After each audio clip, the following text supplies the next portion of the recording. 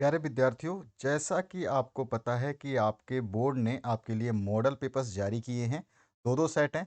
तो चलिए इस खंड का हम यानी कि साइंस सब्जेक्ट जो है आपका 2022 का, इसका सॉल्यूशन देखेंगे, कंप्लीट सॉल्यूशन देखेंगे, पूरे आंसर्स इंग्लिश मीडियम और हिंदी मीडियम दोनों के लिए। वीडियो को स्किप मत करना, यहाँ पे पहले बता दिया जा रहा है, आपको ध्यान रखें कि पीडीएफ का जो पासवर्ड है वो वीडियो में ही स्टेप बाय स्टेप बताया जाएगा। तो स्किप ना करें, अगर आप स्किप करेंगे तो ये जो आंसर वाला पीडीएफ है, जो अभी पहले मैं आपको आंसर दिखा देता हूँ, ये पूरे के पूरे आंसर्स देखिए, इंग्लिश मीडियम हिंदी मीडियम के लिए मैचिंग वाले कॉलम में बताऊंगा। साथ ही साथ आपका देखिए, जैसे ये क्वेश्चन है आपका सेकंड नंबर, इसको आपको आंसर देना है, तो हिंदी मीडियम और इंग्लिश मीडियम दोनों के लिए लिखा गया इसी तरह से। ये रहा इंग्लिश मीडियम और हिंदी मीडियम के लिए आंसर सेकंड थर्ड क्वेश्चन का। फोर्थ क्वेश्चन का भी आपका answer English medium Hindi medium. फिर से आपका जो फिफ्थ क्वेश्चन है, इसका भी answer Hindi medium Hindi English medium. और सिक्स क्वेश्चन आंसर, यानी कि सारे क्वेश्चंस आंसर्स जो है ना, और ए टू जेड, यानी कोई ऐसा क्वेश्चन नहीं है जिसको इंग्लिश और हिंदी दोनों में ना दिया गया, और सारे के सारे Hindi medium English medium Hindi medium English medium सारे कंप्लीट कराए गए हैं। तो आपको केवल शांति से इस पूरे कंप्लीट आंसर्स को देख लेना है, ताकि आपका जो सॉल्यूशन है वो कंप्लीट हो पाए और आपके एग्जाम की तैयारी बेहतरीन हो पाए। तो पहले क्वेश्चन से स्टार्ट करते हैं। साइंस सब्जेक्ट है आपका, 2021-22 के लिए मॉडल पेपर है आपका, जो 22 में एग्जाम होने वाला है, इसके लिए बोर्ड ने जारी किया है मॉडल पेपर। तो यहाँ पे जो पहला है, यहाँ पर आपके जो एमसीक्यूज हैं, यही पैटर्न रहेगा आपके एग्जाम का। आपको ध्यान रखना है कि आपका जो पैटर्न रहेगा कुछ इसी टाइप का रहेगा, जो अभी आप सेक्शन ए में देख रहे हैं। सेक्शन ए, बी और सी में जो है 5-5 क्वेश्चंस हैं, और ईच सेक्शन कैरीज 1 मार्क्स। ठीक है, इस तरह से दिया गया है, बाकी आगे और भी हम देख लेंगे। तो पहला जो क्वेश्चन इसमें पूछा गया है, यहाँ पे सोडियम, आपका लिथियम पोटेशियम के आकार का घटता हुआ क्रम जो है आपको बताना है। तो सबसे पहले आप इसके समूह के ना इलेक्ट्रॉन्स की जो बैलेंसी है उसको लिखेंगे, कक्षों के समूह को लिखोगे, कक्षों की संख्या लिखोगे। तो देखिए आपका ये पहले वाले का 2 और 1 होता है, दूसरा वाला जो आपका सोडियम है इसका 2 8 और 1 होता है, और लास्ट वाले का जो आपका पोटेशियम इसका 19 होता है टोटल, और ये होगा 2 8 8 1। ठीक है, तो इसमें देखिए कक्षों की संख्या जितना बड़ा होगा उतने ही आकार बड़े होंगे। इसमें बोल रहा है आकार का घटता हुआ क्रम, यानी कि ये सबसे बड़ा है के, तो के आपका बड़ा है किससे, सोडियम से, तो सोडियम से बड़ा हो गया। और सोडियम किससे बड़ा है, लिथियम से। घटता हुआ क्रम है, सबसे पहले बड़ा, उससे फिर छोटा, फिर उससे छोटा, तो ये हमारा, तो ऑप्शन नंबर 2 है, ये हमारा राइट आंसर हो गया। ठीक है, इसके आपका ये राइट आंसर हो गया। अब आगे बढ़ते हैं नेक्स्ट क्वेश्चन पे। यही आपका पूछा गया है, decreasing order on the basis of size of NaLi K will be, तो वही आंसर होगा जो ऊपर है, क्योंकि इंग्लिश और हिंदी मीडियम दोनों के लिए सॉल्यूशन है। इसके बाद में निम्नलिखित ऑक्साइड में से किसका जलीय विलयन अम्लीय होगा। अम्लीय की बात कर रहा है, यानी कि ये एसिडिक बात कर रहा है। एसिडिक विलयन जो है आपका कार्बन डाइऑक्साइड का होता है, तो CO2 हो जाएगा इसमें। तो आंसर जो है आपका CO2 हो जाएगा। यहाँ पर आगे बढ़ते हैं नेक्स्ट क्वेश्चन की तरफ।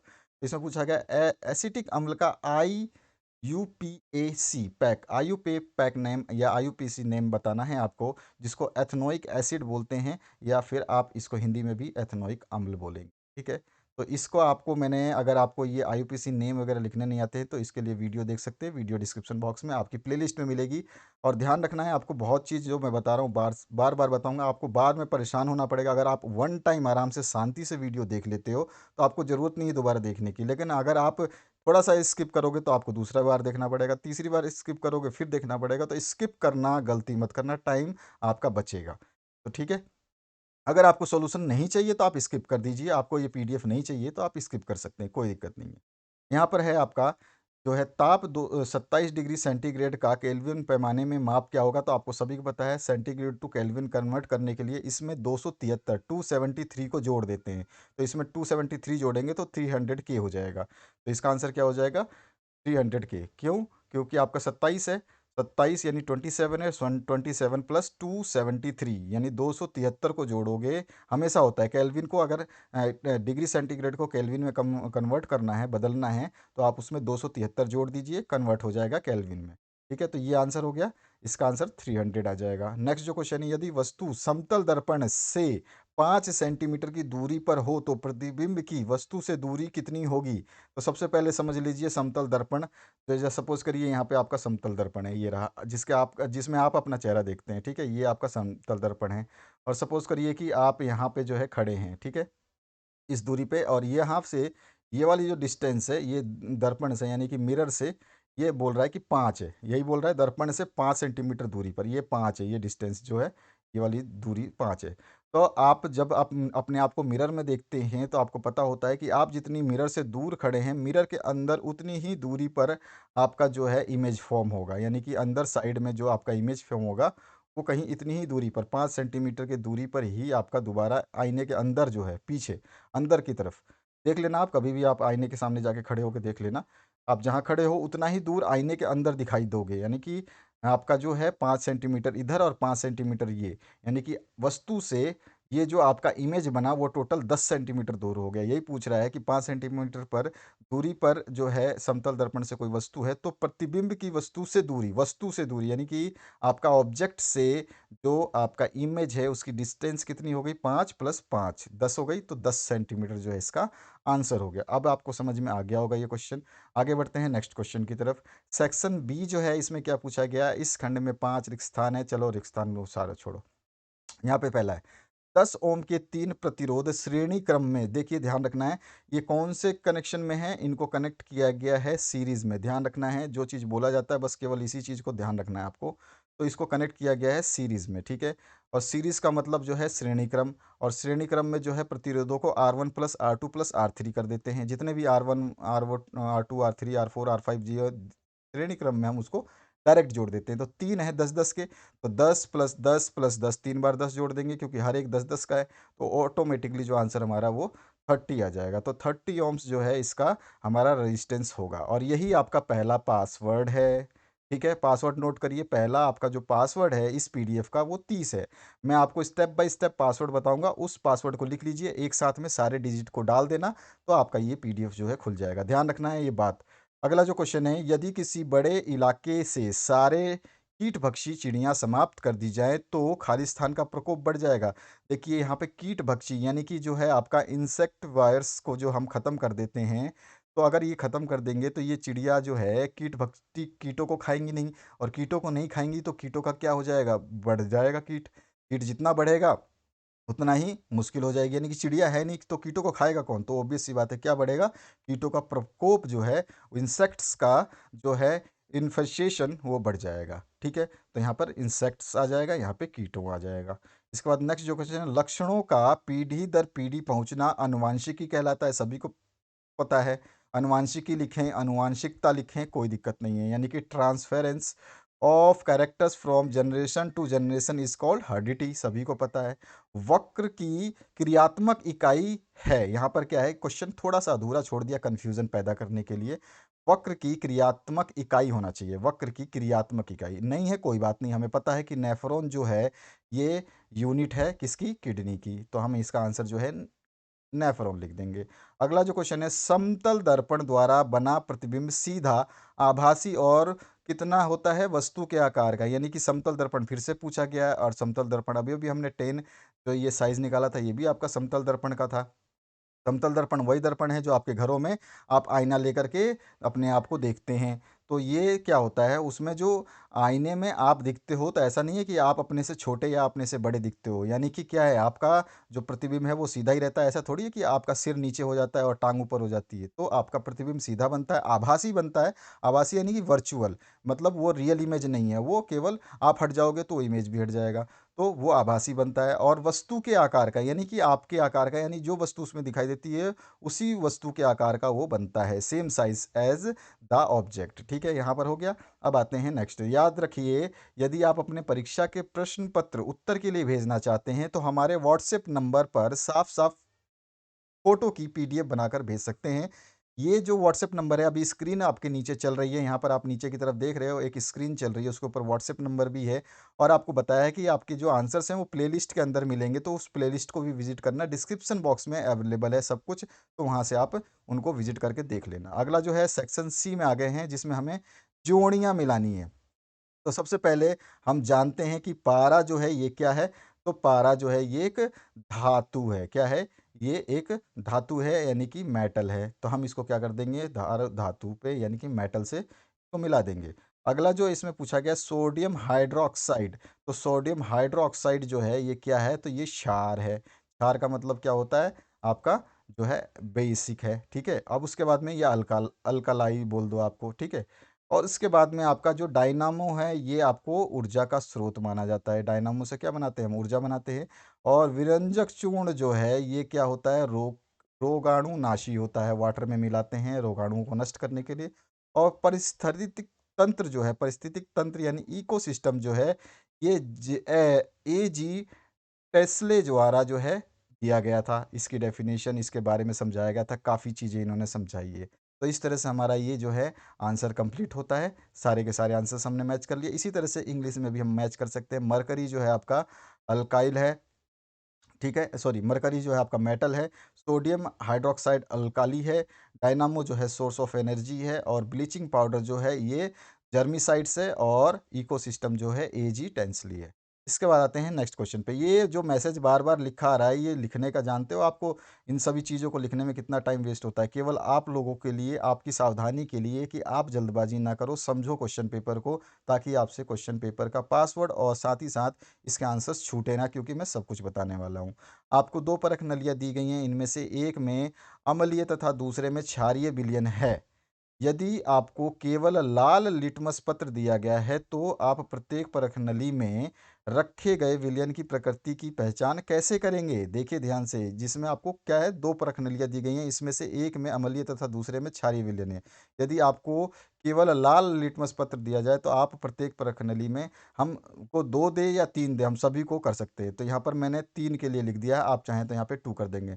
हम दोनों परख नलियों में स्थित विलयन की क्रिया लाल लिटमस पत्र से करवाते हैं, क्योंकि हमें क्या दिया है गया है? हमें केवल लाल लिटमस पत्र दिया गया है। तो यहाँ पे आप देखो, यहाँ पर दो परख नली लिखी गई है, तो आप दो लिख देना। यहाँ पे मैंने तीन के लिए लिखा है, क्योंकि इसमें ये क्वेश्चन तीन के तरफ, तीन के लिए भी आता है, तो इसलिए मैंने थोड़ा सा एडवांस आंसर दिया। बाकी कुछ है नहीं इसमें, ठीक है ना? तो यहाँ पे लिखोगे दोनों परख नलियों में स्थित विलयन की क्रिया लाल लिटमस से कराते हैं। जिस विलयन द्वारा यह लिटमस पत्र नीला हो जाएगा, वह विलयन क्षारीय होगा।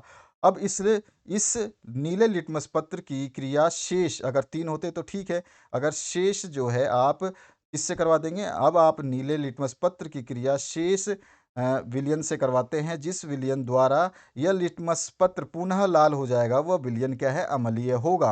अगर ये तीसरा दे देता, अगर परख नली दो की जगह तीन दे देता, तो तीसरी परख नली ऑटोमेटिक क्या होती? आश्वित होती, यानी कि उदासीन हो जाती, क्योंकि वो लिटमस पत्र पर कोई भी क्रिया नहीं करती, कोई भी चेंजेस नहीं करती। ठीक है, तो इस तरह से हम इसका आंसर लिख सकते हैं। मैंने तीनों के लिए इसलिए दिया है कि क्योंकि ये क्वेश्चन घुमा के दिया जा सकता है आपको, इसलिए। बाकी अगर आपको केवल दो के लिए लिखना है, तो दो के लिए ही आपको लिखना है। दो के लिए केवल लिटमस पत्र नीला हो जाएगा। और एक जो है आपका लिटमस पत्र जो है हमारा, जो दूसरा जो है दूसरे से करवाएंगे, तो विलयन से कराएंगे, तो वो लिटमस पत्र पुनः लाल हो जाएगा। ठीक है, तो यहाँ पर हम जो है ये आंसर लिख देंगे। इसी तरह से इंग्लिश मीडियम जो है स्टूडेंट, वही आंसर जो ऊपर मैंने समझाया, वही आंसर आप इस तरह से लिख सकते हैं कि हम आइडेंटिफाई कर सकते हैं। ईच टेस्ट ट्यूब को जो है हम रेड लिटमस पेपर से करेंगे। कौन सा जो नोटिस होगा चेंज कलर का, ठीक है? तो रेड लिटमस पेपर का जो चेंज कलर होगा, उसके स्टेप्स लिखे हैं। जो चीज़ हमने यहाँ पे हिंदी में डिस्कस करी, वही चीज़ यहाँ पे इंग्लिश में लिखी हुई है। अगला जो क्वेश्चन है इसमें, प्लास्टर ऑफ पेरिस का रासायनिक सूत्र लिखिए एवं इसके कोई दो उपयोग बताइए। तो प्लास्टर ऑफ पेरिस का रासायनिक सूत्र सभी को पता है, जो कि होता है CaSO4 इंटू 1/2 हाफ वाटर, यानी कि H2O। ठीक है, इसका रासायनिक सूत्र हो गया। और प्लास्टर ऑफ पेरिस का नाम जो है कैल्शियम सल्फेट हेमीहाइड्रेट है, होता है। ये आपको ध्यान रखना है, ये कभी कभी पूछ ले क्वेश्चन, तो आपको बताना आना चाहिए कि उसका नाम क्या होता है। दूसरा बात इसमें जो पूछा गया उपयोग, तो उपयोग हम बता सकते हैं इसका शल्य चिकित्सा में, मूर्ति बनाने में, दीवारों को रंगने में, चिकना बनाने में, और जो डॉक्टर्स हैं वो हड्डियों को जोड़ने में, और खिलौना आदि को बनाने में भी इसका उपयोग किया जाता है। तो ये सारे के सारे उपयोग जो है आप लिख सकते हैं। अगला जो है इसी का इंग्लिश वर्जन यहाँ पर है, वही केमिकल फार्मूला आपको बताना है। तो chemical formula CaSO4 half H2O होता है। इसको हम जो है हाइड्राइट कैल्शियम सल्फेट जो है, इसमें आपका क्रिस्टलाइन जिप्सम होता है ये। ठीक है, एप्लीकेशन जो हम लिख सकते हैं, तो plaster of Paris is used by doctor for supporting the fracture of bone in the right position. It is use for making toys and decorative materials, also use in increasing smoothness of surface. उसके बाद next जो है, नाभिकीय संलयन और नाभिकीय विखंडन में कोई दो अंतर आपको बताने हैं। हमने यहाँ पे चार चार अंतर लिखे हैं, आपको मर्जी है जो भी याद करें। यहाँ पे सबसे इजी जो आपको लगता है ठीक है, बाकी सारे इजी हैं इसमें। जैसे कि नाभिकीय विखंडन क्रिया केवल भारी तत्वों के नाभिकों में ही हो सकती है, और जबकि संलयन जो है हल्के तत्व तत्वों के नाभिकों में होती है। इस प्रक्रिया में ऊर्जा परिवर्तन की प्रतिशत क्षमता कम होती है और इसमें प्रतिशत क्षमता जो है ज़्यादा होती है। और यह प्रक्रिया जो है ताप की साधारण मात्रा पर भी कराई जा सकती है और इसको कराने के लिए उच्च ताप की आवश्यकता होती है। इसके बाद में इसके एग्जाम्पल्स लिख सकते हो आप, नाभिकीय रिएक्टर हो सकता है इसका, जैसे हाइड्रोजन बॉम्ब हो सकता है। तो इस तरह से आप नाभिकीय विखंडन और नाभिकीय संलयन में अंतर बता सकते हैं। इसी चीज़ को आप इंग्लिश में भी समझा सकते हैं यहाँ पर। न्यूक्लियर फिजन और उसके बाद में आपका न्यूक्लियर फ्यूज़न। ठीक है, तो दोनों ही आपके अलग अलग सेम चीज़ें यहाँ पर ऊपर लिखी गई, वही चीज़ यहाँ पे इंग्लिश में कन्वर्ट की गई हैं, इंग्लिश में लिखी गई हैं। थोड़ा सा डिफरेंस हल्का सा होता है, लैंग्वेज का फ़र्क जब होगा तो ऑब्वियस सी बात है थोड़ा सा आपको डिफरेंस कहीं कहीं देखने को मिल सकता है। तो यहाँ पे आप जो पॉइंट्स नोट करना चाहते हैं उन पॉइंट्स को आप पढ़ सकते हैं। वीडियो को पॉज करिए, आराम से एक बार पढ़िए, सेटिस्फेक्शन हो जाए तब उसको याद कर लीजिए। ठीक है, तो इस तरह से हम इसका आंसर लिखेंगे। उसके बाद पांचवा जो क्वेश्चन है, इसमें पूछा गया किन्हीं चार नर जनन अंगों के नाम लिखने हैं। तो देखिए, नर जनन अंगों के नाम, इसने जो क्वेश्चन है ये भी थोड़ा सा घुमा के ही पूछा है। एक्चुअली नर के जननांग के जो नाम होते हैं वो सीधा सीधा पूछ लेता। चलिए कोई नहीं, हमें पता है, वृषण है, शुक्रवाहिका है, शुक्राणु नलिका है, और आपकी चाहे शुक्राणु नली बोले, अधिवृषण बोले या शीशन बोले, और इसको इंग्लिश में लिखेंगे तो इसमें पेनिस हो जाएगा, आपका स्कोर्टम हो जाएगा, और उसके बाद टेस्टिल्स हो जाएगा, प्रोस्टेट हो जाएगा, और यूरेथा हो जाएगा। तो इस तरह से आप इसके आंसर्स लिख सकते हैं। उसके बाद जो नेक्स्ट, क्योंकि आधे आधे नंबर का है, चार आपको नाम लिखने हैं, तो चार को जोड़ करके 2 नंबर आपको देगा। छठा क्वेश्चन है, पारिस्थितिक पिरामिड किसे कहते हैं? तो सभी को पता है, परितंत्र में खाद्य श्रृंखला के विभिन्न पोषक स्तरों में जीवधारियों के संबंध का जो रेखीय चित्रण होता है उसी को हम पारिस्थितिक पिरामिड कहते हैं। An energy pyramid, also known as the trophic और ecological pyramid, is a graphical representation of the energy found within the tropical levels of an ecosystem. इस तरह से आप इसका आंसर लिख देंगे। क्वेश्चन नंबर 7 की तरफ मूव करते हैं। इसमें आपसे अब निर्देश दिया गया है, 7 से लेकर 10 तक के प्रश्न जो है 3-3 अंक के हैं और इनकी शब्द सीमा 50 अंक है, 50 शब्द है। तो देखिए, 50 शब्द हो 60 शब्द हो, उससे कोई फर्क नहीं पड़ता है। क्वेश्चन का आंसर सेटिस्फेक्शन के लिए होना चाहिए, उतना बड़ा जरूरी नहीं है आपको लिखना। अगर वो क्वेश्चन का आंसर ही 2 लाइन में अगर खत्म हो रहा है, यानी कि 2 लाइन का ही वो आंसर हो सकता है, उसको 50 शब्दों में कहानी बनाने की आवश्यकता नहीं होती है। तो सातवां जो क्वेश्चन है, इसमें 1 किलोग्राम जल का ताप 80 डिग्री सेंटीग्रेड है। यदि इसे 40 डिग्री सेंटीग्रेड वाले 1 केजी जल में मिश्रित, यानी 2 जल दिया है, एक जल ये दिया है, एक जल ये दिया है, दोनों का टेम्परेचर अलग अलग है और दोनों की मात्रा सेम है। ठीक है, इनको मिश्रण कर देते हैं, तो मिश्रण का हमें ताप बताना है, यानी कि 80 को और 40 डिग्री वाले जल को जो 1-1 केजी को आपस में मिलाते हैं, इसका टेम्परेचर क्या होगा फाइनल में, हमें ये बताना है। तो यहाँ पे देखिए, हमारे को M1 यानी कि मास ऑफ फर्स्ट जो है हम मानते हैं कितना है आपको, 1 केजी। ठीक है, और T1 इसका टेम्परेचर जो है मान लेते हैं 80 डिग्री, दिया गया है 80 डिग्री, तो 80 डिग्री। इसी तरह से टी जो M2 है, यानी कि जल नंबर दूसरा, उसको मान लेते हैं M2, मास ऑफ सेकंड जल M2, और वो है 1 केजी, आपको पता है। और T2 जो है टेम्परेचर कितना है, 40 डिग्री सेंटीग्रेड। सभी के लिए लिखा है इंग्लिश में और हिंदी में, तो ध्यान रखना है आपको। मिश्रण का ताप यानी टेम्परेचर ऑफ द मिक्सचर निकालना है, इसका फॉर्मूला होता है M1 × T1 plus T2 × T2, यानी कि M1 T1 इन दोनों को जोड़ते हैं और अपॉन में M1 + M2 कर देते हैं। हमारे पास पता है M1 1 है और T1 जो है 80 है। इसी तरह M2 1 है और जो T2 है वो 40 है, तो 1 × 40 कर देंगे, तो इस फॉर्मूले में रखा। और M1 और M2 हमारे पास 1-1 केजी है, नीचे 1-1 केजी रखा। 80 और 40 जो हमारा 120 हो गया, बटे में 2 हो गया, और 120 को हम 120 को अगर 2 से डिवाइड करते हैं तो 60 बचेगा, जो कि हमारा फाइनल आंसर होने वाला था, जिसका हमें टेम्परेचर बताना था। दोनों मिश्रण को जब हम मिक्स करेंगे तो 60 डिग्री जो है टेम्परेचर आ जाएगा, टेम्परेचर ऑफ मिक्सचर। तो ये हमारा आंसर हो गया। अब इसके बाद में आते हैं नेक्स्ट क्वेश्चन की तरफ। उत्तल लेंस, यहाँ पे जो है मिस्टेक है, उत्तल लेंस एवं अवतल लेंस में कोई 3 अंतर आपको बताना है। Any 3 differences between convex and convex lenses. तो यहाँ पर उत्तल लेंस और अवतल लेंस सामने लिखे गए हैं। देखिए, इसमें क्या होता है, ये जो उत्तल होता है ये किनारों पर पतला होता है और बीच में मोटा होता है, जबकि ये जस्ट इसका अपोजिट होता है। ये जो है आपका पुंज को एकत्रित करता है, यानी कि जितनी भी लाइट आती है वो एक जगह केंद्रित करता है, और ये क्या करता है, दूसरी जगह मतलब उसकी जगह फैलाता है। ये जस्ट इसका अपोजिट होता है। जैसे सर्च लाइट, टॉर्च वगैरह, हम रोशनी जब करते हैं तो सामने देखते हो बहुत बड़ा एरिया को जो है रोशनी देता है ये। इसके बाद में आप इसका जो दूसरा नाम है, इसको हम अभिसारी लेंस भी कहते हैं और इसको अपसारी लेंस भी कहते हैं, ये अंतर हो गया। और इसमें जो फोकस बिंदु है वो वास्तविक होता है और इसमें फोकस बिंदु जो है आभासी होता है। इसमें प्रतिबिंब जो है वास्तविक और उल्टा बनता है, इसमें प्रतिबिंब सीधा और आभासी बनता है। इसके बाद में फोकस दूरी जो है इसमें धनात्मक होती है और इसमें फोकस दूरी को हम ऋणात्मक लेते हैं। आपसे पूछा केवल 3 अंतर है, बताएं, यहाँ पे हमने 7-8 है, जो आपको अच्छा लगता है वो याद कर सकते हैं। प्रयोग भी लिख सकते हैं आप। और यहाँ पर देखिए जो उत्तल लेंस है इसको हम दूर दृष्टि के निवारण के लिए उपयोग करते हैं और उत्तल लेंस को हम निकट दृष्टि दोष के लिए जो है यूज़ करते हैं। तो ये आपको पता होना चाहिए, कभी कभी पूछ लेता है कि दूर दृष्टि निवारण के लिए कौन सा उपयोग करते हैं लेंस, या फिर निकट दृष्टि दोष के निवारण के लिए कौन सा लेंस उपयोग करते हैं। इसी को हमने इंग्लिश में भी यहाँ पे बताया है आपको। इनके एग्जाम्पल्स दे सकते हैं, कैमरा, प्रोजेक्टर, टेलीस्कोप हो गया, और इसका है चश्मा, दूरबीन, दरवाजे के स्पाई होल इत्यादि। ठीक है ना, स्पाई होल जो होते हैं ना, आपने देखे होंगे मूवीज़ में, छोटा सा एक होल होता है दरवाजे के ऊपर, उसमें ग्लास लगा होता है, बाहर के आदमी कौन खड़ा है, कौन घंटी बजा रहा है, उसको देखने के लिए। इसके बाद में यहाँ पर हम इसका इंग्लिश वर्जन लिख सकते हैं। कॉन्वेक्स और कॉनकेव लेंसेज, जो ऊपर मैंने इंग्लिश में आपको हिंदी में बताया वही चीज़ यहाँ पे इंग्लिश में आपको देखने को मिलेगा। बस इंग्लिश मीडियम के स्टूडेंट है तो ऑब्वियस सी बात है, इंग्लिश में आपको पढ़ के इसको याद करना पड़ेगा। बहुत ईजी लैंग्वेज में सारे सोल्यूशंस बनाए हैं ताकि आपको आसानी से सारे के सारे याद हो जाए। अगला जो 9वां क्वेश्चन है, इसमें पूछा गया है फ्लेमिंग का बाएं हाथ का नियम, यानी कि फ्लेमिंग्स लेफ्ट हैंड रूल आपको बताना है। यहाँ पे देख सकते हैं लेफ्ट हैंड रूल के लिए मैंने यहाँ पे डायग्राम शो किया है ताकि आप लोगों को समझ में आए कि लेफ्ट हैंड रूल क्या बोलता है। इसमें जो आपका थंब होता है ये फोर्स बताता है, जो कि आपका लगने वाला जो भी फोर्स है उसकी डायरेक्शन बताएगा। और बी जो है यहाँ पे आपका मिडल जो बीच वाला अंगूठा है, अंगूठे और उंगली के बीच में जो एक उंगली है, ये आपका मैग्नेटिक फोर्स जो है, चुंबकीय क्षेत्र बताएगी।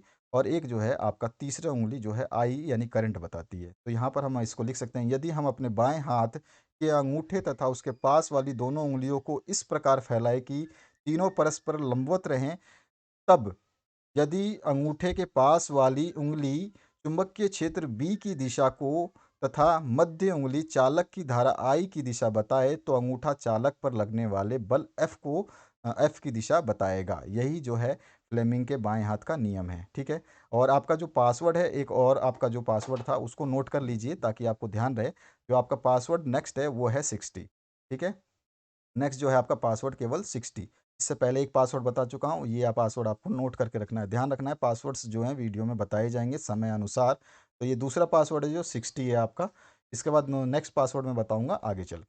तो यहाँ पर आपका हमने ये देख लिया। और इसी को जो है सेम टू सेम इंग्लिश में बताया है मैंने कि if we arrange the thumb the centre finger and the forefinger of the left hand at right angles to each other, then the thumb points towards the direction of the magnetic force B, the center finger gives the direction of current I, and the forefinger points the direction of the magnetic field F। ठीक है। तो इस तरह से हमारा जो है ये आंसर हो जाएगा। तो इसके बाद में नेक्स्ट जो क्वेश्चन है इसमें हमारा पूछा जा रहा है, देखिए कि यहाँ पर क्या पूछ रहा है आपका, the then the thumbs point towards the direction of the magnetic force B. ठीक है। तो यहाँ पर देखिए ये डायग्राम जो है, अगर आप देख रहे हैं तो आप कोई इंग्लिश मीडियम से मैच कर रहे होंगे, तो ये डायग्राम मैंने केवल हिंदी मीडियम के लिए जो है शो किया। तो ऐसा मत समझना कि आपका जो है अलग है। तो ये जो है डायग्राम ये केवल दिखाने के लिए, इसका कोई लेना देना इसमें ऐसा है नहीं, केवल समझाने के लिए। तो इस डायग्राम को केवल और केवल हिंदी मीडियम के लिए जो बनाया गया है ताकि वो समझ पाएँ। बाकी इस डायग्राम को बनाने की आवश्यकता नहीं है, ध्यान रखना है आपको। तो ये डायग्राम केवल इस डेफिनेशन के हिसाब से है, याद रखना है आपको। अगला जो बात करें हम, जीवों के विकास में चयन और एवं अनुकूलन की क्या भूमिका है, ये समझाना है आपको। तो देखिए जीवों के विकास में चयन की भूमिका समझानी है और एक आपका अनुकूलन की भूमिका समझानी है।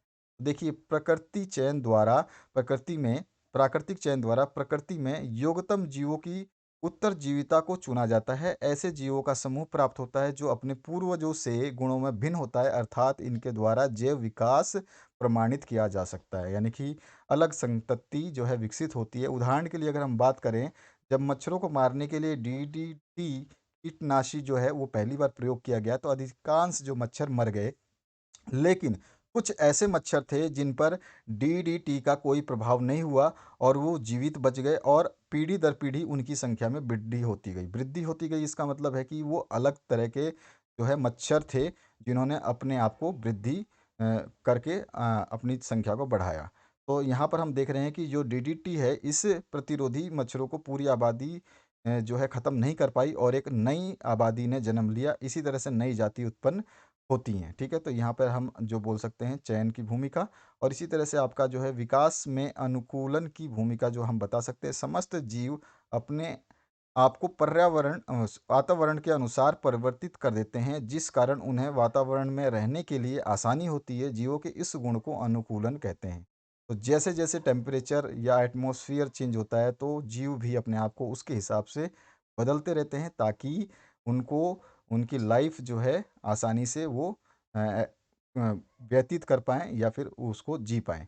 तो इसलिए ये जो है अनुकूलन की स्थिति बोलते हैं हम। इससे इसी में अनुकूलन में अगर आप थोड़ा-सा और डिस्क्राइब करना चाहें, कभी-कभी पूछ लेता है संरचनात्मक अनुकूलन और क्रियात्मक अनुकूलन। तो इन दोनों डेफिनिशंस को भी आप बता सकते हैं। तो यहाँ पर ये सारी डेफिनिशंस लिखी गई हैं, आप इनको पढ़ कर के ध्यान से तैयार कर सकते हैं। इसी का इंग्लिश वर्ज़न जो स्टूडेंट इंग्लिश से मीडियम से बिलॉन्ग करते हैं और उनको इंग्लिश में इसका आंसर चाहिए, तो यहाँ पर इंग्लिश में वही चीज़ लिखी है, selection is the process through which these traits are a favored and passed to the offspring that help organism to survive in the harsh conditions। और इसी तरह से आपका एग्जाम्पल दिया गया है, जिराफ का भी है, और एडेप्टेशन जो है वो भी मेथड हमने बताया है। तो दोनों को बताया है, यही चीज़ आपको यहाँ पर जो है ऊपर पूछी, ध्यान रखना है आपको। तो इस तरह से आप इस पूरे जो आंसर्स को यहाँ से कॉपी कर सकते हैं, पेस्ट कर सकते हैं, आपकी मर्ज़ी है। नेक्स्ट जो आपका क्वेश्चन है, निर्देश दिए गए 11 से 14 तक के प्रश्न लघु उत्तरीय प्रश्न हैं। प्रत्येक प्रश्न पर 4 अंक निर्धारित किए गए हैं। प्रत्येक प्रश्न के आंतरिक विकल्प दिए गए हैं, यानी कि और वाले क्वेश्चंस भी मिलेंगे, और आपको प्रत्येक प्रश्न के जो है 4 अंक देखने को मिलेंगे। 11 से लेकर 14 तक, और शब्दों की सीमा 75 है, कोई ज़रूरी नहीं है। यदि आप अपने परीक्षा के प्रश्न पत्र के उत्तर के लिए भेजना चाहते हैं, तो व्हाट्सएप नंबर नीचे डिस्प्ले हो रहा है, उस पर आप साफ फोटो पीडीएफ बना करके भेज सकते हैं। अपने एग्जाम पेपर्स की ध्यान रखना है, 2022 से रिलेटेड क्वेश्चन पेपर्स होने चाहिए, चाहे आपके फाइनल एग्जाम के हों, उनके भी सॉल्यूशंस आपको दे दिए जाएंगे। प्रश्न क्रमांक 11 की बात करते हैं, तो ईशा ने 4 विलियन ABCD की सार्वत्रिक सूचक से जांच की, तब पीएच जो है 7, 14, 1 और 6 प्राप्त हुए। इस आधार पर बताइए कि कौन सा विलयन प्रबल क्षारीय है, दुर्बल अम्लीय है, प्रबल अम्लीय है और उदासीन है। तो सभी को आसानी से पता होगा कि कौन सा हमारा जो पीएच जो है 7 जो है न्यूट्रल होता है, तो हम यहाँ पे लिख देंगे उदासीन जो पीएच है वो 7 है, यहाँ पे न्यूट्रल भी लिखा है। इंग्लिश और हिंदी मीडियम दोनों के लिए आमने सामने आंसर दिए हैं। तो आप ये वाला पहला जो है आपका, एक तो हमारे को पीएच जो है, पहले हम पहले वाले बताएं, प्रबल क्षारीय जो हमारा जो होता है जिसका पीएच मान सबसे ज़्यादा होता है, तो स्ट्रॉन्ग अल्काली होता है, तो हमारा जो पहला आंसर ये हो जाएगा। दूसरा जो है दुर्बल अम्लीय जो होता है, जिसका हमारा जो है ये बी नंबर जो था, बी नंबर का 14 है। और आप देख रहे हैं यहाँ पे ये कॉमा लगाना चाहिए था, मिस प्रिंट है, 16 नहीं है 6 है, ठीक है, 1,6 है। तो यहाँ पर जो है आप देख रहे हैं ए है 7, बी है आपका 14, सी है 1 और डी है 6। तो हमारा बी जो है यहाँ पर आपका 14 है, देखिए बी 14 है, और ये स्ट्रॉन्ग अल्काली है, यानी कि प्रबल क्षारीय है। अब इसके बाद में अगर हम देखें, नेक्स्ट जो पूछा है इसने दूसरा दुर्बल अम्लीय, यानी कि वीक एसिड पूछा है, तो वीक एसिड जो हमारा होता है वो 7 से कम वाला होता है। तो हमारा जो वीक एसिड है वो कौन सा हो जाएगा, 7 से जस्ट कम वाला, तो 7, 6 जो जिसका है, तो हमारा जो है दुर्बल अम्लीय वो ये हो जाएगा। प्रबल अम्लीय जो होता है, जितना 7 से ज़्यादा कम हो, बहुत ज़्यादा कम हो, यानी कि 1 के आसपास, 2 के आसपास चला जाए, तो वो प्रबल अम्लीय हो जाएगा। और जो 7 होता है वो हमारा क्या होता है, न्यूट्रल होता है। तो यही सामने-आमने लिख दिए हैं हमने। यहाँ पे प्रबल क्षारीय है, यहाँ पे स्ट्रॉन्ग अल्काली, यहाँ पे दुर्बल अम्लीय, यहाँ पे वीक एसिड, यहाँ पे प्रबल अम्लीय, यहाँ पे स्ट्रॉन्ग एसिड, और यहाँ पे उदासीन, यहाँ पे न्यूट्रल। और इनके बीच में इनके आंसर्स ए, बी, सी, डी, ठीक है, और सभी के पीएच वैल्यू। तो इस तरह से आप टेबुलर फॉर्म में लिख सकते हैं, चाहे तो आमने-सामने लिख सकते हैं। इंग्लिश मीडियम हिंदी मीडियम दोनों के लिए हो गया सॉल्यूशन। आगे बढ़ते हैं इसके अथवा पार्ट पे। अथवा और पार्ट में एक तत्व का इलेक्ट्रॉनिक विन्यास 286 है, तो लिखना है आपको यह तत्व किस वर्ग का है। तो आपको आसानी से पता होगा कि ये 286 जो है ये किस वर्ग में आता है। तो आपका जो लास्ट वाला जो 6 है, इसमें हम 10 जोड़ देते तो हमें पता चल जाता है ये किस वर्ग का होगा, अगर ये हमारा ज़्यादा है तो। यहाँ पर जो है 6 जोड़ेंगे तो 16वें वर्ग का ये आ जाएगा। आवर्त कौन सा है ये, तो आपको पता है ये आवर्त कौन सा है, तो ये हमारा एक्चुअली है कौन सा तत्व है ये? तो हमारा सल्फर है। सभी को पता होना चाहिए कि ये तत्व कौन सा है जिसमें 286 होता है। तो अगर आपको इलेक्ट्रॉनिक्स कॉन्फ़िगरेशन नहीं आती है तो वीडियो के डिस्क्रिप्शन में जा कर के अपनी प्लेलिस्ट को सर्च करिए, उसमें वीडियोज़ को देखिए, तब आपको समझ में आ जाएगा। तो वर्ग बता दिया, 16वें वर्ग का है। ये तत्व किस आवर्त का है? तो ये थर्ड आवर्त का यानी तीसरे पीरियड का है, आवर्त का है। इस तत्व की संयोजकता क्या होगी? तो संयोजकता निकालने के लिए हमें सिंपली क्या करना है कि आपका जो हमारे लास्ट सेल में जो वैलेंस इलेक्ट्रॉनों की संख्या टोटल होती है वो 8 होती है। तो 8 माइनस जो है इसमें 6 है, 6 को कर देंगे तो 2 जो है हमारा इसका आंसर हो जाएगा। यानी वैलेंसी ऑफ इलेक्ट्रॉन 2 हो जाएगी। इसके बाद में इस तत्व में प्रोटोनों की संख्या जो है 2 प्लस 8 प्लस 6 यानी कि टोटल 16 है। तो हमारा जो है इसका आंसर 16 आएगा। तो इस तरह से सारे आंसर्स इसी के सामने हमने लिख दिए हैं, आप इसी तरह से लिखोगे। अगला जो क्वेश्चन है उसकी बात करते हैं। आप बताओ, इसमें ऐसा लगता है कि आपको 75 वर्ड्स आपको लिखने की ज़रूरत है? जब क्वेश्चन जिस हिसाब से पूछा जाता है तो उसी हिसाब से आपको आंसर्स देने हैं। अब नेक्स्ट जो क्वेश्चन है इसमें 12 नंबर्स, इसमें पूछा है शिशिर के पास 2 विलियन एथेनॉल और एथेनॉइक अम्ल हैं, उनमें दोनों में विलियन में सोडियम का टुकड़ा डाला गया और देखा गया कि एक गैस निकल रही है जिसके पास माचिस की जलती हुई तिल्ली ले जाने पर पॉप की आवाज़ आती है। इन क्रियाओं को रासायनिक समीकरण द्वारा आपको दर्शाना है। तो चलिए देखते हैं इसमें क्या हुआ है। सिंपली बोल रहा है कि एक अभिक्रिया है जब एथेनॉल विलयन में सोडियम डाला जाता है, यानी कि अब इसको इंग्लिश में लिख सकते हो। देन एथेनॉल जो है, ethanol solution, when ethanol solution treated with sodium. ठीक है, तो यहाँ पे आप इंग्लिश में लिख दो कि यहीं से ले लेना है ऊपर से लाइन लाइन। ठीक है, तो जब एथेनॉल में जाए तो आपका जो क्या हो जाएगा, आप इसको एथेनॉल को लिखेंगे। फॉर्मूला सभी को पता होना चाहिए, फॉर्मूला नहीं पता तो फिर कोई फ़ायदा नहीं है, इस क्वेश्चन नहीं होंगे। तो formula C2H5OH ethanol plus Na sodium. अब इनको बैलेंस लिखेंगे तो 2 लगा देंगे और हमारे पास जो है सोडियम एथाक्साइड बन जाएगा C2H5ONa प्लस H2। और ये जो है ये हाइड्रोजन गैस उड़ेगी, इसी के पास में जब हम वो माचिस की तिल्ली ले जाएंगे तो ये पॉप की आवाज़ देगा। इसके बाद में दूसरा जो इसने पूछा है एथेनोइक एसिड। तो एथेनोइक अम्ल जो है उसमें हम सोडियम मिलाते हैं तो रासायनिक समीकरण टू, मतलब टू तो बाद में बैलेंसिंग के लिए लगा, CH3COH जो है आपका एथेनोइक एसिड हो जाएगा, अम्ल हो जाएगा। इसको सोडियम से किया कराएंगे तो आपका एसीटेट निकलेगा। ठीक है, सोडियम एसीटेट निकलेगा CH3CONa। और यहाँ पर जो है फिर से आपका हाइड्रोजन निकलेगा। यहाँ पर भी माचिस की तिल्ली लगाओगे तो ये जो है पॉप साउंड देगा। तो इस तरह से दोनों के हमें रिएक्शंस क्या देने थे, केमिकल इक्वेशंस, और बैलेंस केमिकल इक्वेशंस देने थे। तो 2 जो है हमें इसको बैलेंस करना होता है, तो हमने ये 2 आगे पीछे लगाए हैं। इस तरह से इसका आंसर हो गया। इसी के और पार्ट में पूछा गया सोडियम का एक यौगिक एक्स सफ़ेद रंग का चूर्ण है तथा यह बेकिंग पाउडर का एक घटक है। जब एक्स को गर्म करते हैं तो यह गैस वायु उत्पन्न जो है होती है, तो जो चूने के पानी को दूधिया कर देता है। तो पहला इसमें पूछा है गर्म करने पर होने वाली वियोजन अभिक्रिया का रासायनिक समीकरण लिखना है, और दूसरा एक्स का उपयोग प्रति अम्ल के रूप में क्यों किया जाता है ये आपको बताना है। क्यों इसको एंटासिड के उपयोग मतलब रूप में उपयोग करते हैं, और उसके बाद में हीटिंग करने पर केमिकल इक्वेशन क्या बनेगी, क्या डिसोसिएशन होता है वो देखना है। तो यहाँ पे देखिए सोडियम के इस यौगिक एक्स का नाम जो है खाने का सोडा यानी कि सोडियम हाइड्रोजन कार्बोनेट है, और वाई का नाम जो है कार्बन डाइऑक्साइड गैस है। यानी कि हम जब इसको NaHCO3 और हीट जो हम करेंगे, क्योंकि इसमें क्या बोला है कि एक्स सोडियम का एक यौगिक एक्स है ना। तो एक्स जो है सोडियम हाइड्रोजन कार्बोनेट को जब हम हीट करते हैं तो ये हमें Na2CO3 और प्लस में CO2 प्लस में H2O देता है। इसी तरह से अगर हम बात करें इसका उपयोग, तो क्या इसमें दूसरा क्वेश्चन क्या पूछा है, देखिए कि एक्स का उपयोग प्रति अम्ल के रूप में क्यों किया जाता है। तो सोडियम हाइड्रोजन कार्बोनेट का पेट की अम्लता कम करने में प्रति अम्ल के रूप में उपयोग होता है। क्यों होता है? क्योंकि ये क्षारीय होने के कारण पेट के अम्ल को उदासीन कर देता है, यानी न्यूट्रल कर देता है। इसी तरह से हम इसका इंग्लिश में भी सॉल्यूशन देख सकते हैं, सेम वही इक्वेशन रहेगी। और आपको बताना है कि it is given that x is a constitute of baking powder and used as an antacid, or this means X is a sodium bicarbonate. When sodium bicarbonate X is heated, it produces sodium carbonate and carbon dioxide and water. तो sodium carbonate, carbon dioxide and water जो है आपको मिल जाएंगे इससे heat करने से। और जो है हम सोडियम हाइड्रोजन कार्बोनेट यानी baking soda is used as antacid because it neutralises excess acid present in stomach. ठीक है, तो इस तरह से हमारा ये आंसर होगा। 13 नंबर है समजात अंग और समरति अंग जो है आपको बताने हैं, उदाहरण देकर स्पष्ट करने हैं। तो समजात अंग जो है, अंग जो उत्पत्ति तथा संरचना में समान होते हैं तथा कार्य में भिन्न हो सकते हैं, समजात अंग कहलाते हैं।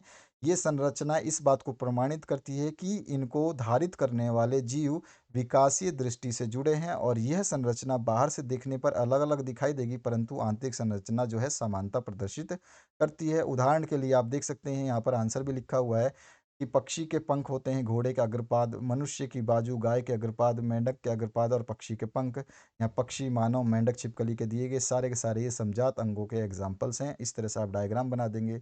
अब ये नेक्स्ट पूछा इसने, समवर्ती या समरूप अंग जो हैं वे अंग जो समान कार्य करते हैं तथा देखने में भी समान लगते हैं लेकिन उनकी उत्पत्ति और संरचना भिन्न होती है, समरूप अंग कहलाते हैं। ये संरचना इस बात को प्रमाणित करती हैं कि इनको धारित करने वाले जीव विकासीय दृष्टि से अलग अलग है। ये संरचनाएं बाहर से देखने पर समानता प्रदर्शित करती हैं परंतु आंतरिक संरचना इनकी भिन्न होती है।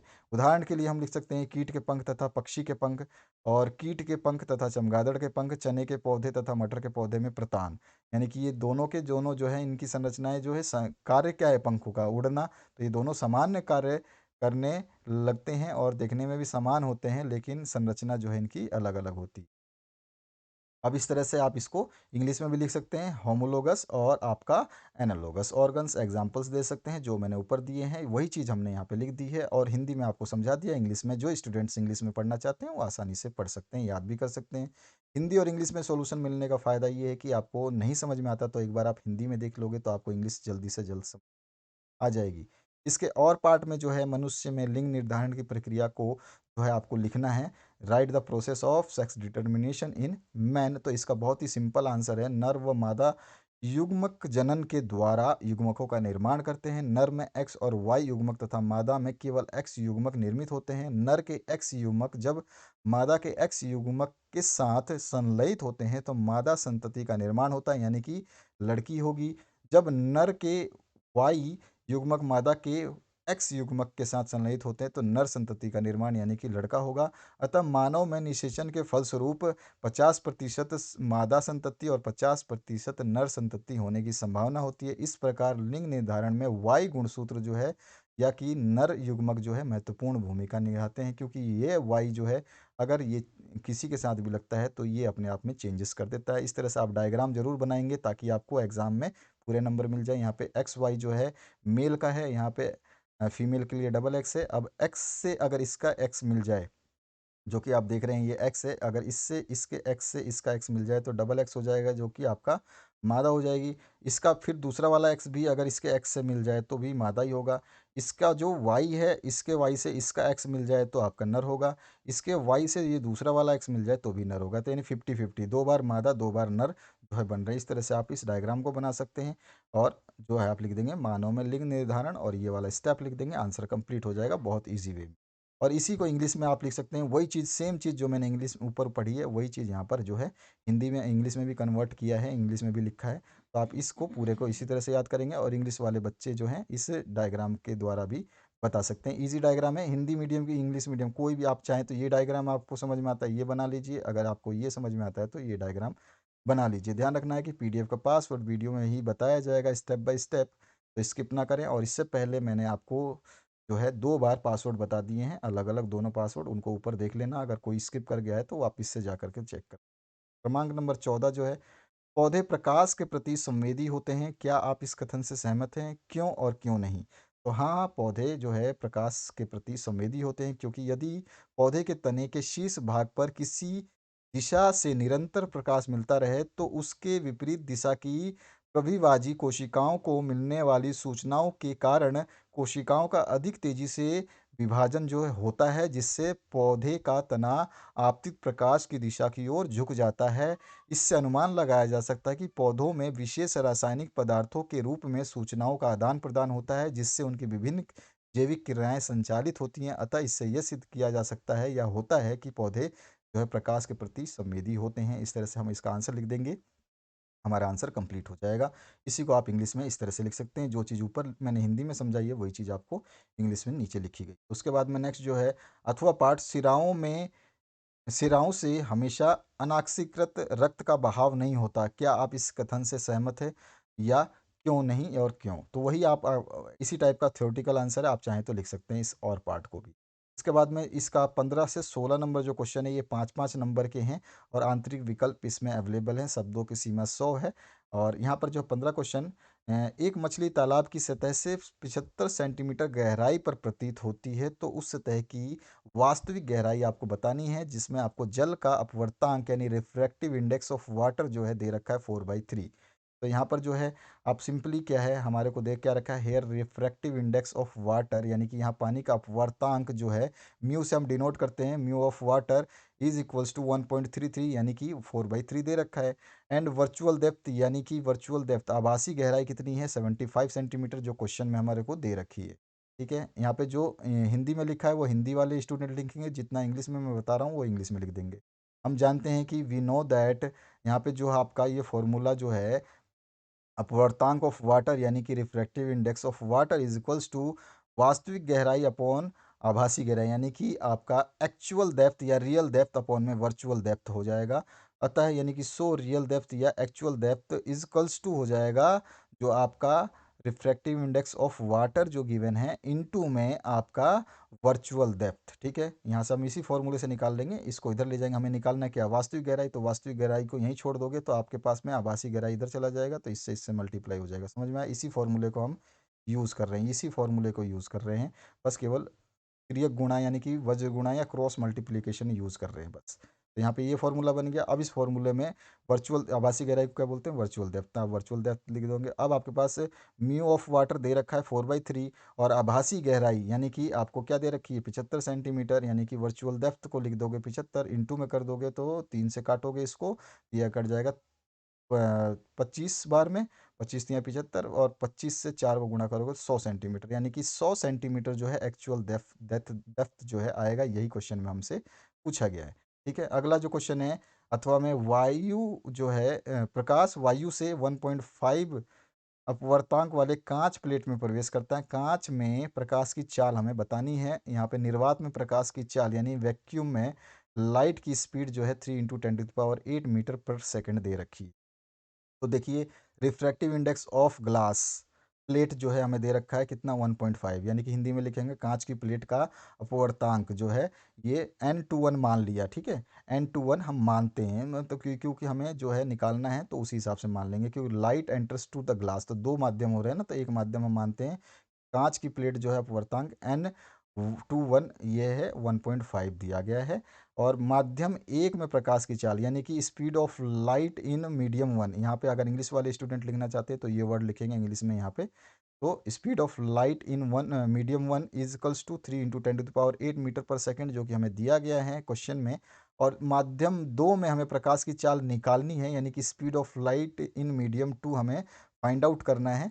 तो इसको लिए हम V2 मान लेते हैं, ये V1 मान लिया। अब माध्यम एक के सापेक्ष माध्यम दो का अपवर्तांक यानी कि refractive index of medium 2 with respect to medium 1, यहाँ पे आपको इंग्लिश में लिखना है तो ये लिखना होगा।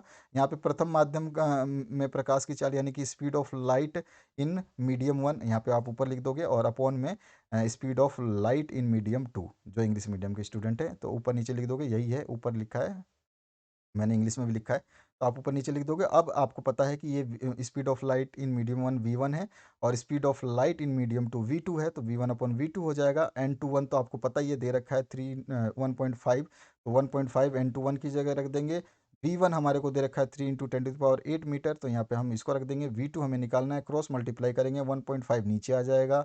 अब इसको हम डिवाइड या जो भी मल्टीप्लाई करेंगे, तो 3 को जब 1.5 से काटोगे तो 2 बार में कटेगा, तो ऑब्वियस सी बात है 3 को 1.5 से काट दोगे तो यहाँ पे आ जाएगा 2 2 × 10⁸ तो बचा हुआ था, हमारे पास जो V2 आएगी वो आ जाएगी ये, बस। तो हमारा यही आंसर है, यानी कांच में प्रकाश की चाल निकालनी थी तो हमारे पास आ गई, यानी कि speed of light in glass हमें निकालनी थी तो हमने ये निकाल दी 20 × 10⁸ मीटर पर सेकेंड। ठीक है।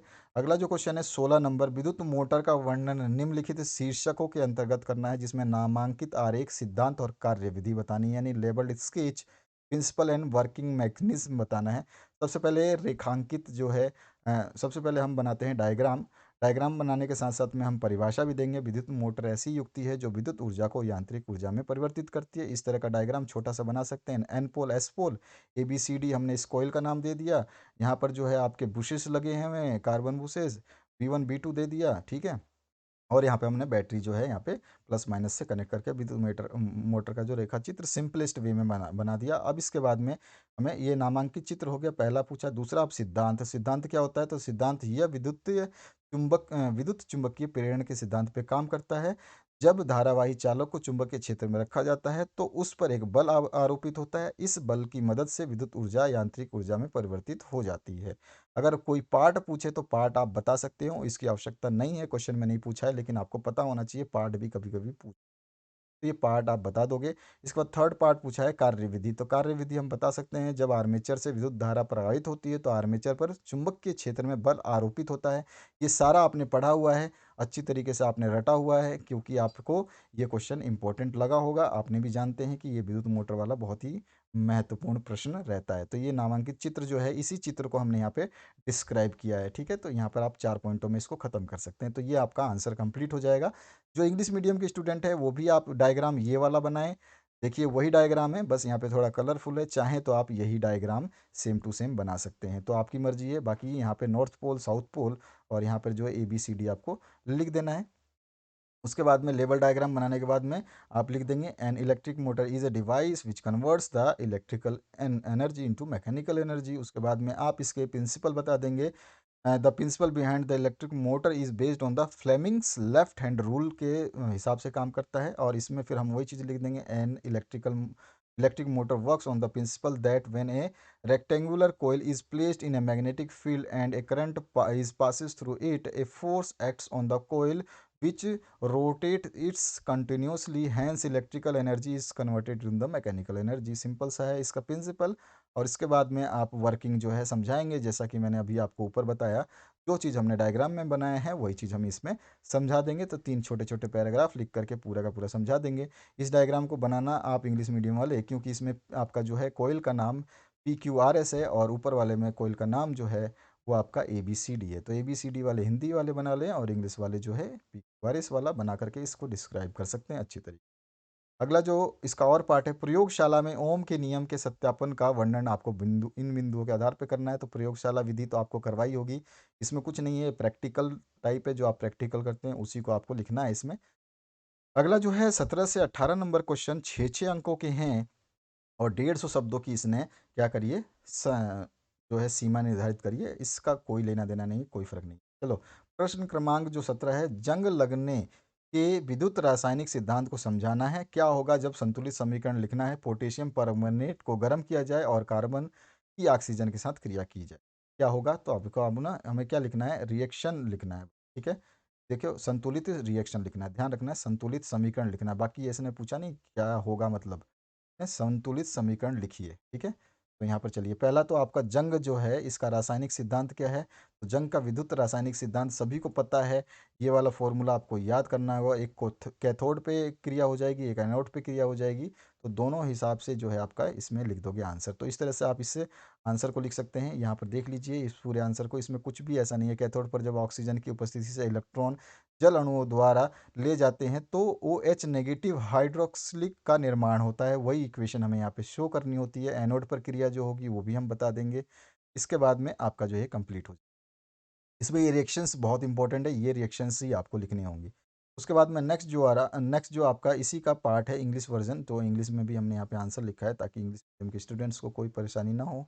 तो आप इंग्लिश मीडियम के स्टूडेंट जो है इसको इस तरह से देख सकते हैं। इसके बाद में आपका बी पार्ट, इसमें पूछा क्या गया है, पोटेशियम परमनेट को गर्म करें और कार्बन की ऑक्सीजन के साथ क्रिया। तो रासायनिक समीकरण लिखना है। तो पोटेशियम परमनेट को जब हम गर्म करते हैं तो ये हमारे को जो है K2MnO4 plus MnO2 plus O, ठीक है, ये देता है।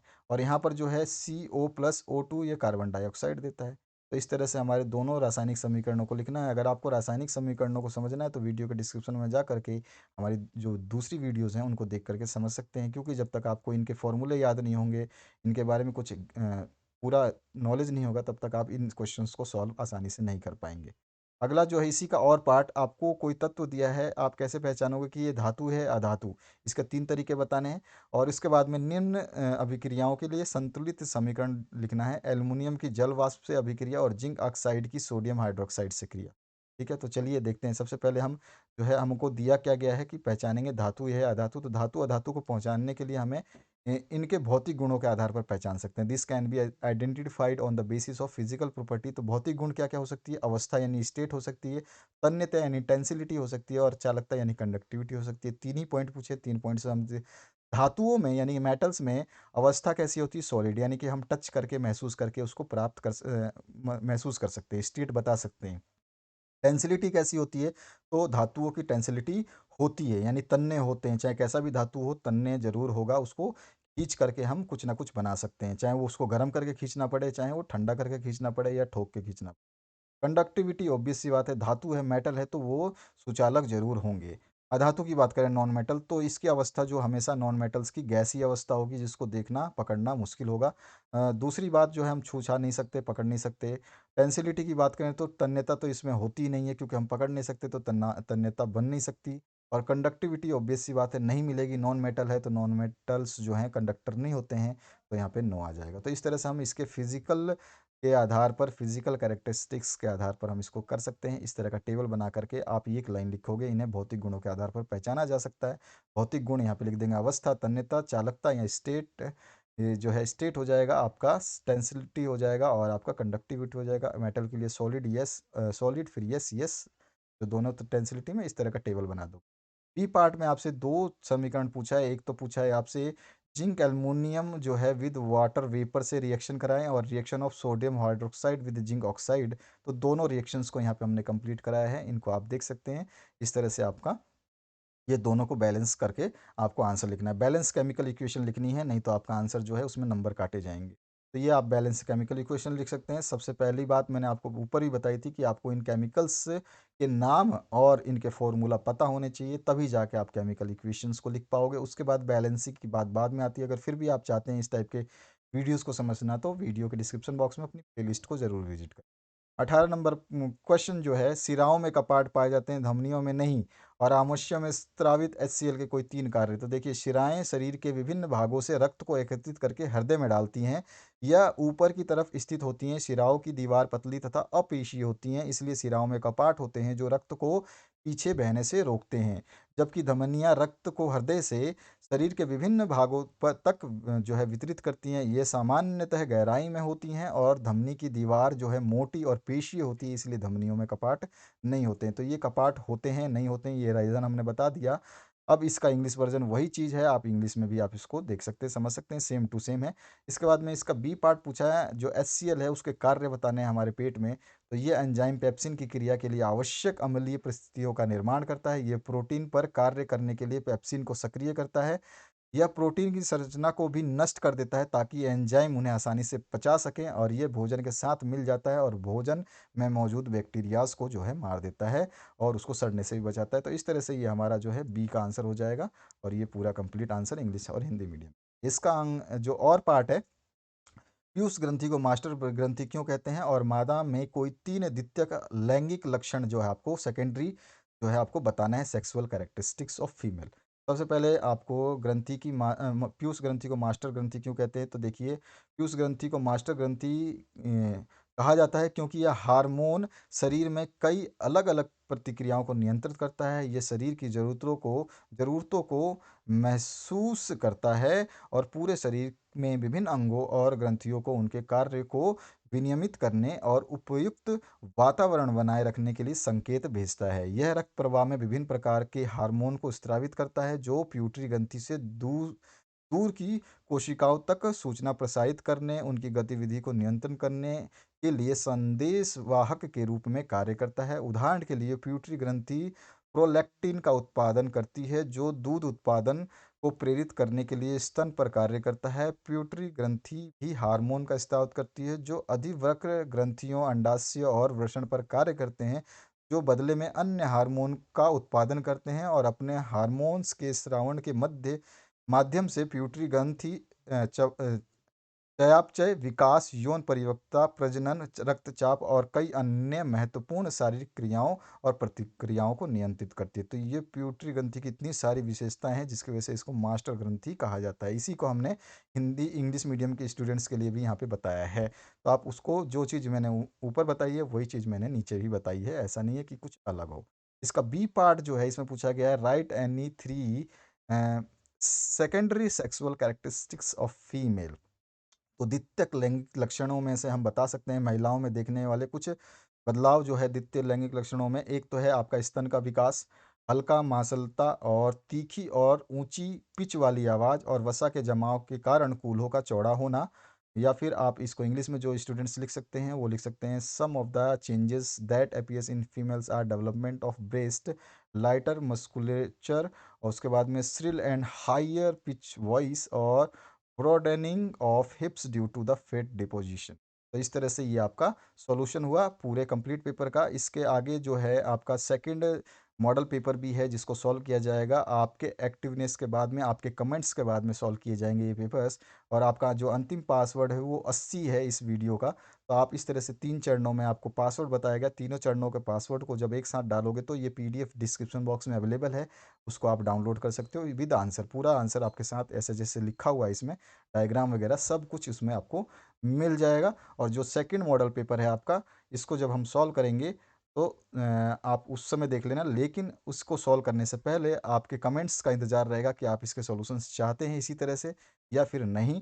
तो आपके सॉल्यूशन आपके जब भी बनेंगे जब आपके कमेंट्स जो है मिल जाएंगे, ताकि हमें पता चले कि बच्चे कितने एक्साइटेड हैं और कितने प्रिपेयर अपने आप को करना चाहते हैं, क्या उनको लिखित सॉल्यूशंस चाहिए। तो वो हमें आपके कमेंट से, आपके लाइक से, आपके शेयर से सब कुछ कंप्लीट पता चल जाएगा।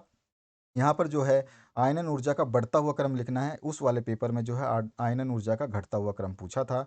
इसी तरह से अलग अलग क्वेश्चंस इसमें पूछे गए हैं। अब इनके आंसर्स जो है अगर आपको चाहिए तो नेक्स्ट जो होगा आपका वीडियो, उसमें हम डालेंगे, लेकिन आपके कमेंट के ऊपर डिपेंड करेगा कि आप जल्द से जल्द, जितने ज़्यादा मैक्सिमम कमेंट उतनी जल्दी ही सोल्यूशन आपको इसके दे दिए जाएंगे। तो आशा करता हूँ इस वीडियो को देख करके आपको मज़ा आया होगा। और इस वीडियो के सॉल्यूशंस को आप प्राप्त करने के लिए पीडीएफ फाइल को डिस्क्रिप्शन बॉक्स से डाउनलोड कर सकते हैं। सारा का सारा जो पासवर्ड मैंने आपको इस कंप्लीट वीडियो के दौरान बता दिया है। तो आशा करता हूँ इस वीडियो से आप लोगों को हेल्प मिलेगी। वीडियो देखने के लिए आपका बहुत बहुत धन्यवाद। दोस्तों के साथ शेयर करना, चैनल को सब्सक्राइब करना बिल्कुल भी ना भूलें, नहीं तो फिर आपको नुकसान हो सकता है बहुत ज़्यादा। क्योंकि उस समय जब हम वीडियोस डालेंगे आपके लिए कोई भी, अभी जैसे आप साइंस के बाद में और दूसरा अगर वीडियो डालते हैं तो उसके लिए आपको नोटिफिकेशंस जब भी मिलेंगे जब आप इस पे एक्टिव हो, या फिर आपने इस चैनल को सब्सक्राइब करके इसको शेयर कर दिया होगा अपने दोस्तों के साथ में। तो आशा करता हूँ इस वीडियो से आप लोगों को बहुत सारी मदद मिलेगी। आपके एग्ज़ाम्स के लिए बेस्ट ऑफ लक, जो भी आपके एग्ज़ाम्स, कमिंग एग्ज़ाम्स हैं उनके लिए। Thank you very much, have a good day.